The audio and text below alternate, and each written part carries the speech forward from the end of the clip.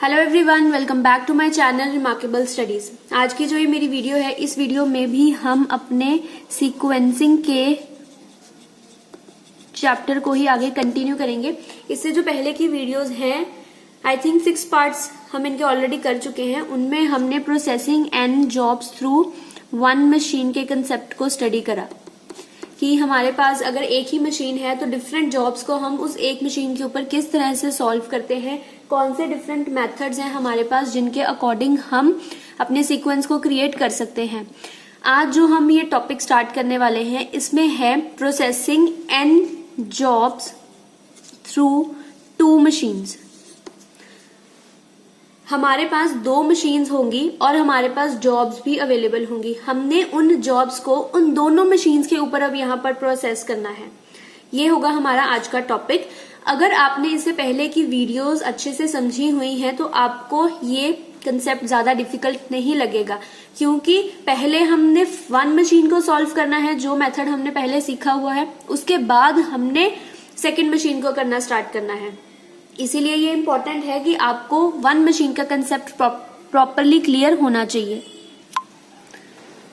चलिए अपने आज के concept processing and job through two machines के कंसेप्ट को स्टार्ट करते हैं। जब भी आपको इसका ये न्यूमेरिकल आएगा, हमेशा आपको सबसे पहले जॉब्स गिवन होंगी, जो हमने पीछे भी पढ़ लिया है कि जॉब का मतलब क्या होता है, क्यों हमें ये नंबर ऑफ जॉब्स गिवन होती है। इससे पहले के जो न्यूमेरिकल्स थे उनके अकॉर्डिंग हमें सिर्फ यहाँ पर मशीन 1 गिवन होती थी क्वेश्चन में, ठीक है। मशीन ए सिर्फ होती थी और हम इन और आउट सॉल्व कर लेते थे।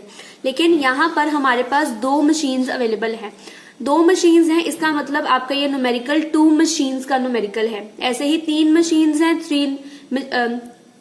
3 मशीन का न्यूमेरिकल हो जाएगा। ऐसे ही 4 मशीन्स, इसी तरह से नंबर ऑफ मशीन्स इंक्रीज होती जाती हैं। अब जब भी आपको 2 मशीन का क्वेश्चन आएगा, इसका मतलब वहां पर भी आपने सबसे पहले जो स्टेप फॉलो करना है वो है आपने वहां पर एक सीक्वेंस क्रिएट करना है, ठीक है। 2 मशीन के केस में कभी भी आपको वहां पर मेंशन नहीं होगा कि आपने किस मेथड को यूज करके वहां पर सीक्वेंस बनाना है, ठीक है। हम एक ही मेथड फॉलो करते हैं जब हम 2 मशीन्स के सम को सॉल्व करते हैं।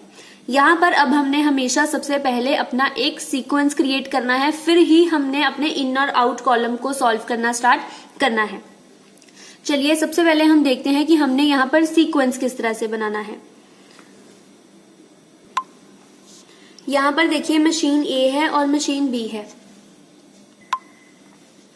साथ ही हमें यहाँ पर इनका ये है हमारे पास प्रोसेसिंग टाइम। हम एज्यूम कर लेते हैं कि प्रोसेसिंग टाइम हमें आवर्स में गिवन है। इस तरह से ये आपको मिनट्स में भी गिवन हो सकता है, ठीक है। आपने हमेशा क्वेश्चन में ध्यान रखना है कि आपको आवर्स गिवन है या मिनट्स गिवन है। अब हमने जब सीक्वेंस क्रिएट करना है, हमने सबसे पहले देखना है जिस मशीन का प्रोसेसिंग टाइम सबसे शॉर्ट होगा, हमने सबसे पहले उस जॉब को प्रेफर करना है, ठीक है।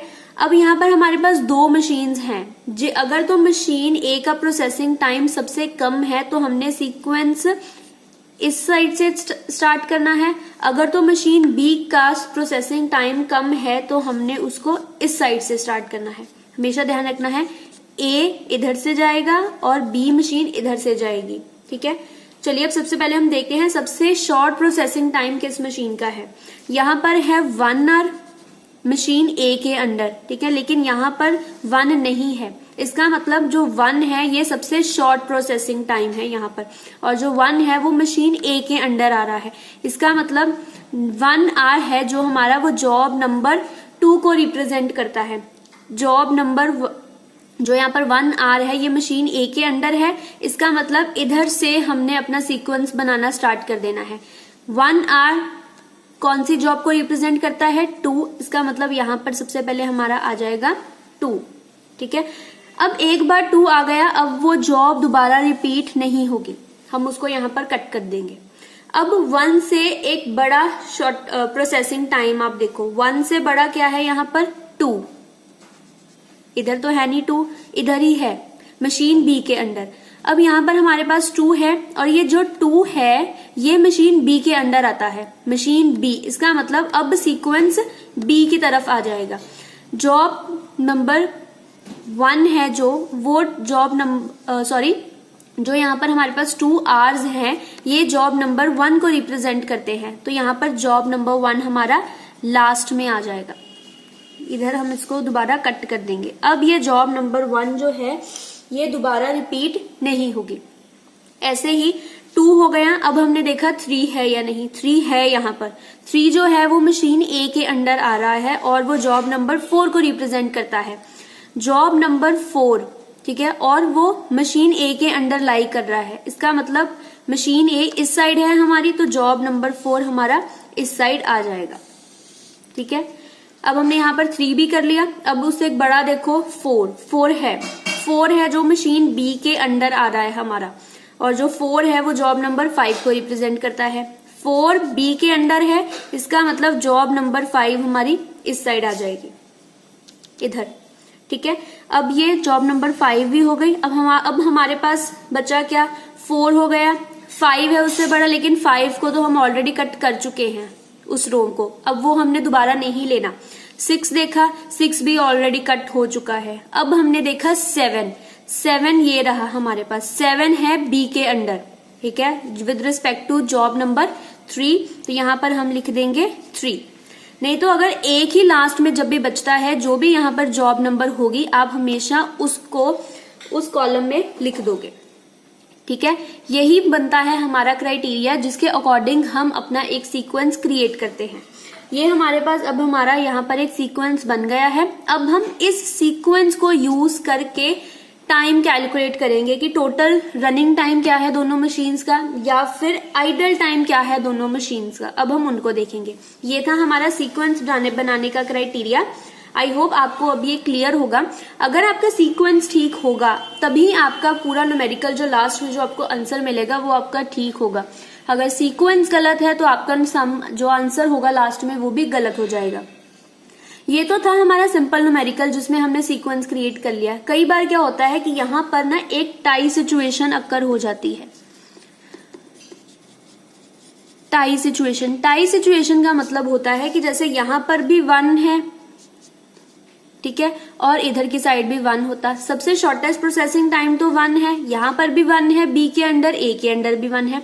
उस कंडीशन में हमने किस तरह से सीक्वेंस को क्रिएट करना है वो पॉइंट हम अपनी नेक्स्ट वीडियो में करेंगे, जब हम एक टाई सिचुएशन का न्यूमेरिकल सॉल्व करेंगे। इस वीडियो में मैंने यहाँ पर एक सिंपल एग्जाम्पल ली है जिससे आपको 2 मशीन के सम को समझने में आसानी हो।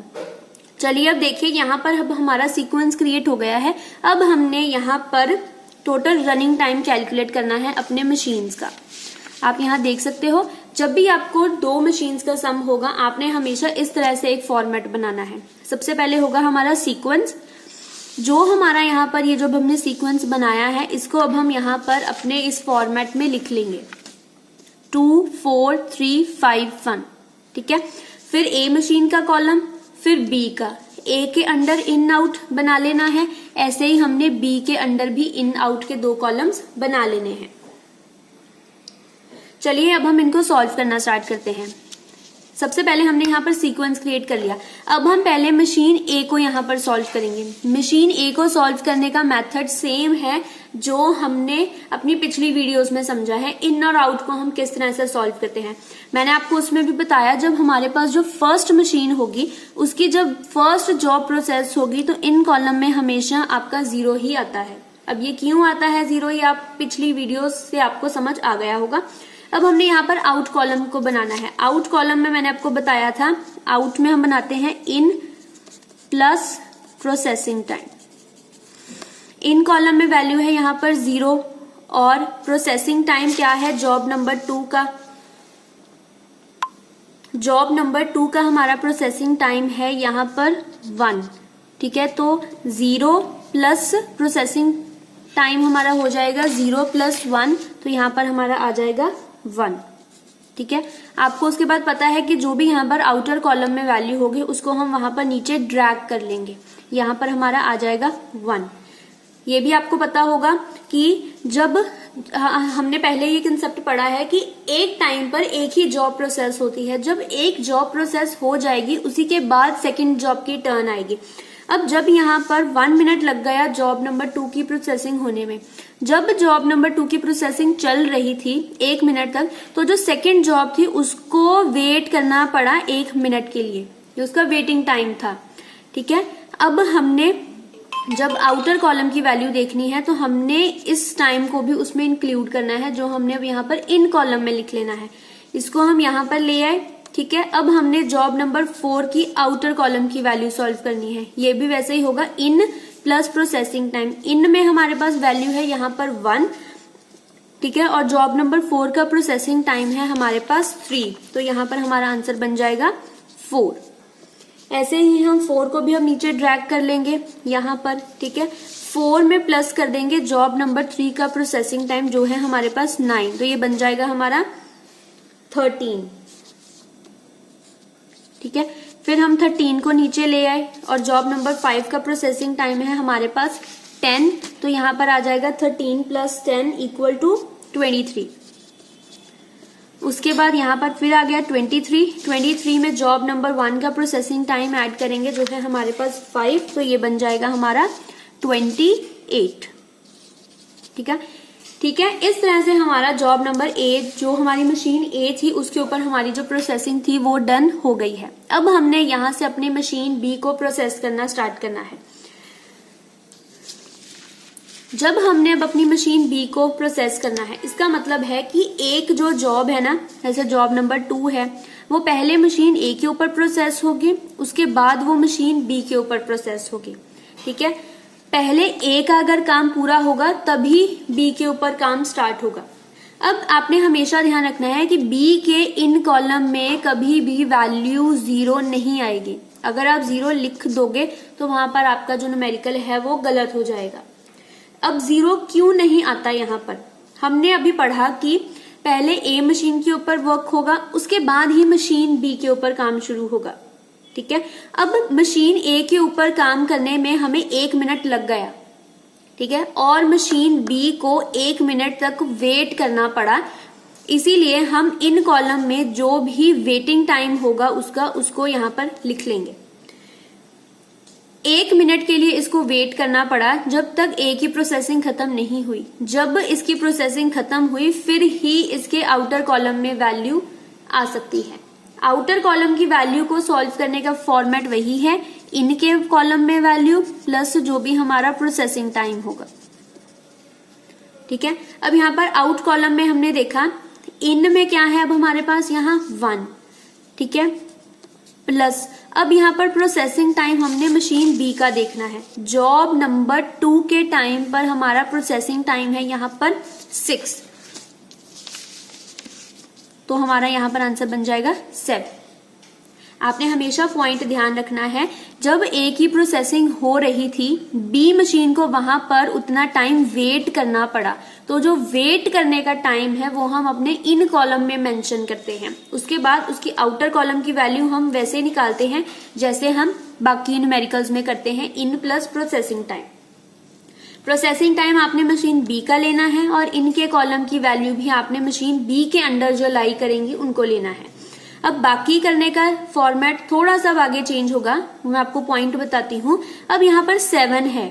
ठीक है, आपने हमेशा ध्यान रखना है, अब हमने मशीन 4 में अपनी वैल्यू को यहाँ पर लेके आना है। ठीक है, आपने हमेशा ध्यान रखना है कि आउटर कॉलम की जो वैल्यू होती है वो हमेशा बड़ी होनी चाहिए। अब हमने यहाँ पर 7 को लेके आना है। ठीक है, 7 है और 7 के साथ यहाँ पर क्या है हमारे पास 4।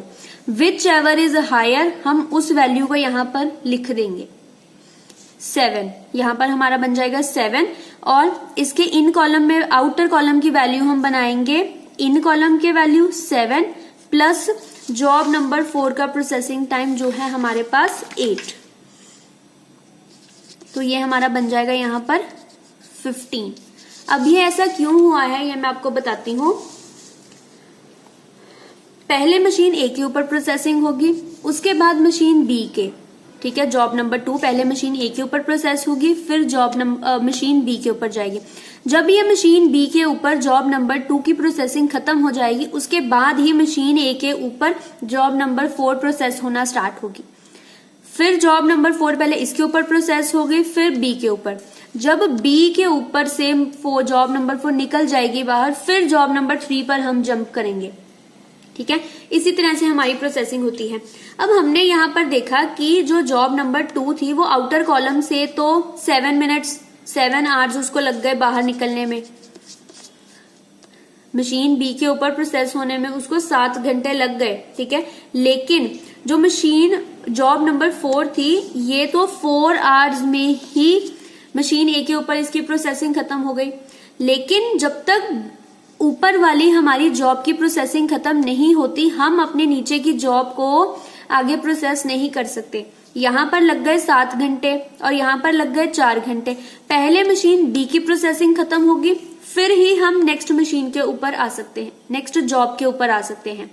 हमेशा आपने ध्यान रखना है, यहाँ पर विच एवर इज हायर होगा, हमने उसकी वैल्यू को यहाँ पर मेंशन करना है। यहाँ पर लग रहे हैं 7 घंटे जॉब नंबर 2 को कंप्लीट होने में, तो 7 घंटे बाद ही मशीन ए के ऊपर जॉब नंबर 4 प्रोसेस होनी स्टार्ट होगी। यहाँ पर हमने देखा कि जॉब नंबर 4 तो 4 घंटे में खत्म हो गई, लेकिन हमारी अभी तक यहाँ पर 7 घंटे के लिए वो मशीन चल रही है, तो हमने उसको पहले प्रोसेसिंग खत्म करनी है, फिर अपनी नेक्स्ट जॉब के ऊपर आना है। ठीक है, इसी तरह यही फॉर्मेट हम अब मशीन बी में हर जगह पर फॉलो करेंगे। अब हम देखते हैं आगे, यहाँ पर हमारा आ गया 15। ठीक है, अब हमने 15 को यहाँ पर कॉलम में ड्रैग करना है यहाँ पर। ठीक है, 15 को हमने लिख लिया यहाँ पर, हमारे पास यहाँ आ गया 15। अब हमने यहाँ पर देखना है 15 के साथ जो रिस्पेक्टिव आउटर कॉलम होगा उसमें वैल्यू क्या है। यहाँ पर है 15, यहाँ पर है 13, विच एवर इज हायर 15, हम 15 को ले लेंगे यहाँ पर और आउटर कॉलम में निकाल देंगे हम 15 प्लस जो भी जॉब नंबर 3 का हमारा यहाँ पर प्रोसेसिंग टाइम होगा वो है हमारा यहाँ पर 7। 15 प्लस 7 हमारा बन जाएगा 22।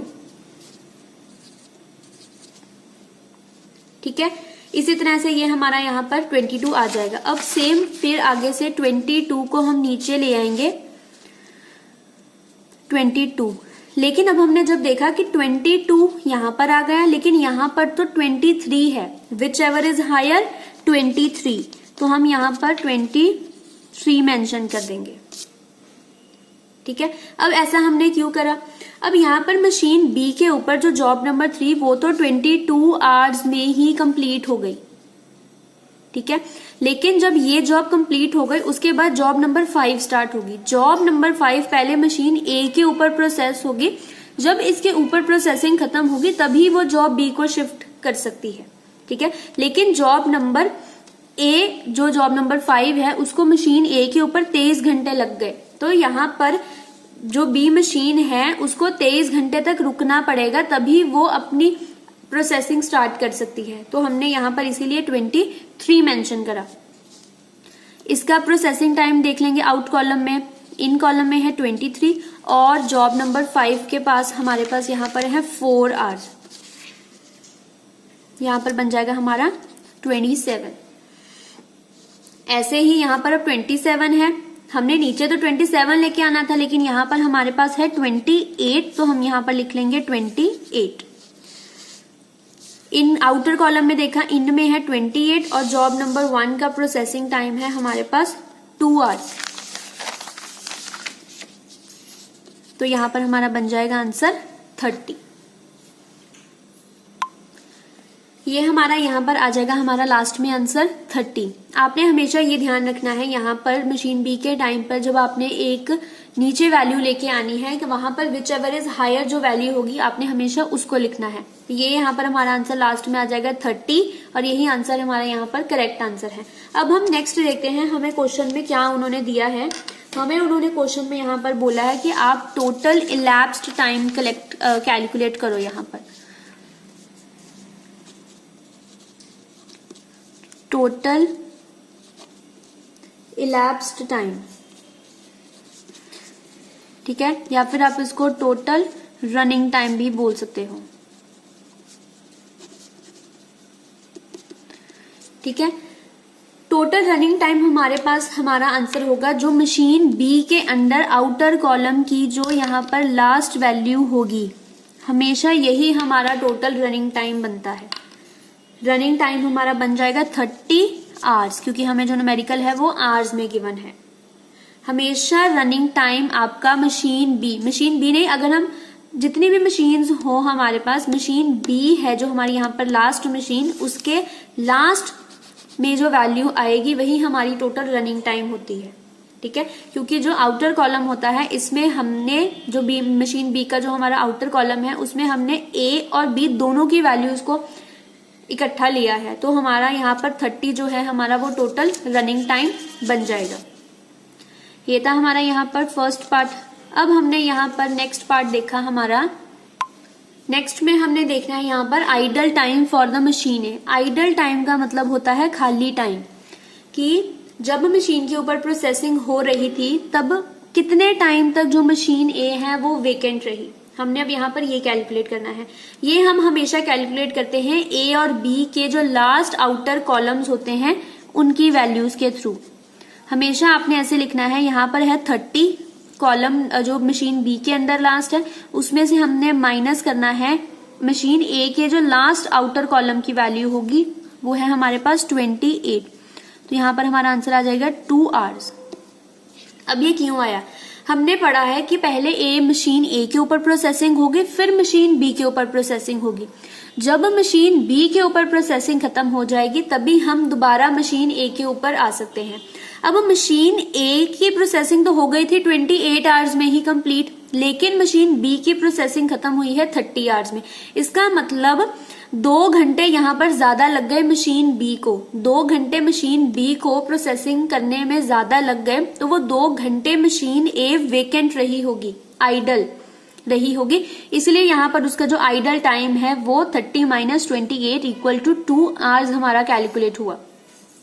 जब ये प्रोसेसिंग खत्म होगी उसी के बाद हम दोबारा मशीन ए के ऊपर आ सकते हैं। लेकिन यहाँ पर तो इसने 28 में ही कर लिया अपना कंप्लीट, लेकिन यहाँ पर तो उसको 30 आवर्स लग गए। इसीलिए अब यहाँ पर हमने इन दोनों का डिफरेंस लिया कि मशीन ए को कितना टाइम वेट करना पड़ा। ऐसे ही हमारे पास आता है idle time for the machine B, जब हमने कैलकुलेट करना है। इसके लिए आपको थोड़ा सा ध्यान देना पड़ेगा। हमेशा जब भी idle time for the machine B आपने कैलकुलेट करना है, सबसे पहले तो आपने जो इन कॉलम में वैल्यू होगी उसको लिख लेना है।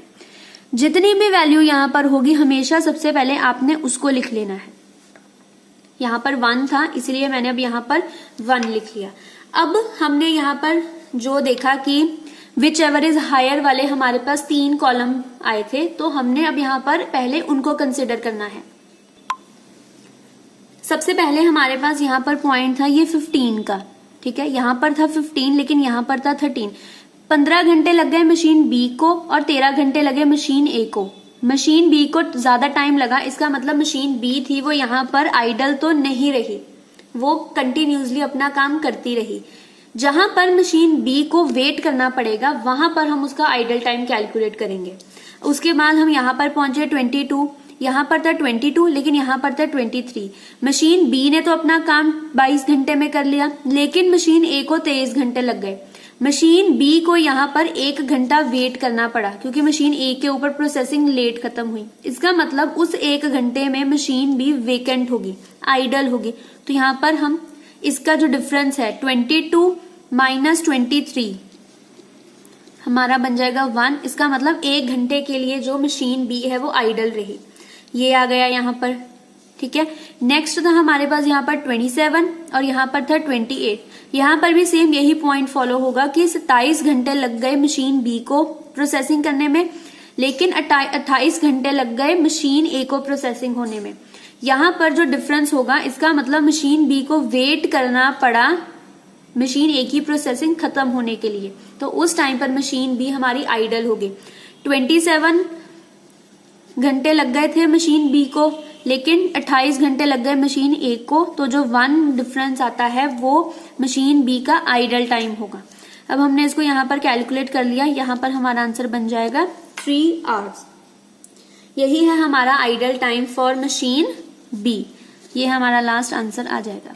आई होप आपको ये जो पॉइंट है ये यहाँ पर अच्छे से क्लियर हो गया होगा कि हमने n जॉब्स को मशीन 2 के ऊपर किस तरह से प्रोसेस करना है। इसके जो नेक्स्ट वीडियो होगी उसमें हम टाई सिचुएशन को कंसिडर करेंगे कि जब हमारे पास टाई सिचुएशन आ जाती है उस टाइम पर हमने अपना सीक्वेंस किस तरह से क्रिएट करना है।